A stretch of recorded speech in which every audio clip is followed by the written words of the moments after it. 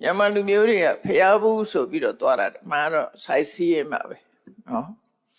တချို့ကဖျားနာတော့ဝတ်မှချရလားမသိဘူးညတော့အဖြစ်ဖျားဖူးလို့နာမည်တက်ထားတဲ့အရာတွေကဖျားတော့တချို့ရောက်ဖို့မပေါ်ဘူးနော်ဖျားရှိခိုးတာတို့ဘာတို့လုံလဲလုံမှာပေါ့လုံတယ်လူလည်းရှိတော့ရှိတာပေါ့နော်အများစုကတော့အပြော့လိုက်ကြတာဟိုကြည့်ဒီကြည့်လျှောက်ကြည့်ကြတယ်အဲ့ဒါနဲ့ပတ်သက်ပြီးတခါတော့ကမုံရွာဘက်ကိုသွားတရားဟောတယ်တရားဝဲကျင်းပတာကမုံရွာမြို့အလဲကဆူတော်မြစ်စီရီဖျားပရုံနဲ့မှာဖျားဝဲနဲ့မှာတရားဝဲကျင်းပအဲ့တော့တရားဝဲဟောပြီးတဲ့အခါကျတော့ဖျားရုပ်ဝါတော်ကြီးကိုဝင်ပြီးတော့ဝတ်ချတော့အဲ့ရုပ်ဝါတော်ရှိမှ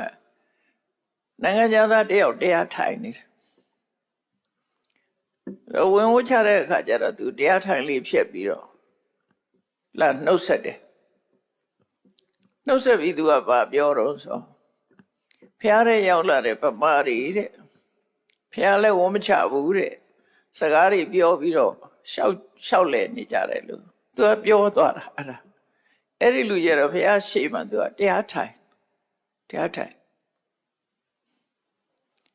အမေရိကန်ကသူကတရားပြဆရာနောက်တော့သိရတယ်အဲ့တော့သူကဖျားရှိမှဘာတရားထိုင်တယ်တော့မသိဘူးဖျားရှိမှတရားထိုင်ပြီးတော့ငြိမ်ငြိမ်သက်သက်နေတယ်ပမာရီကတအုပ်စုဝင်လာလိုက်စကားတွေပြောပေါက်စိမ်ပေါက်လေးကိုချထသွားကြလာလိုက်ဘယ်သူမှဟိုတလေးတစားရှ िख ိုးတဲ့ပုံစံမတွေ့ရဘူးပေါ့နော်မတွေ့ရတော့အဲ့နိုင်ငံသားတယောက်ကအဲ့လိုရှောက်တာကြုံခဲ့ရဘူးတဲ့ပေါ့နော်ဟုတ်လဲဟုတ်နေဆိုတော့ဘာမှမပြောလိုက်ပါဘူးတကယ်တော့များသောအားဖြင့်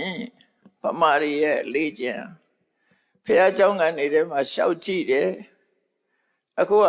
ခုခေတ်ကျတော့ဘာပိုးလာတော့ဆိုဖះရှိမှာ selfie ဆွဲတာပိုးလာသေးတယ်နော် selfie ဆွဲခြင်းလာတယ်တပ်ပုံရိုက်ခြင်းလာတယ်အဲ့ဒါပြဿနာတစ်ခုကတိရိလင်္ကာသွားဖះဖူးရတဲ့ဖះဘူးတွေဖះရှိမှာဖះကိုကြောပေးပြီးတပ်ပုံရိုက်ရင်တီဟိုသားတွေကမကြိုက်ဘူးပြောတယ်အဲ့ဒါကြောင့်အဲ့လိုတပ်ပုံမရိုက်ပါနဲ့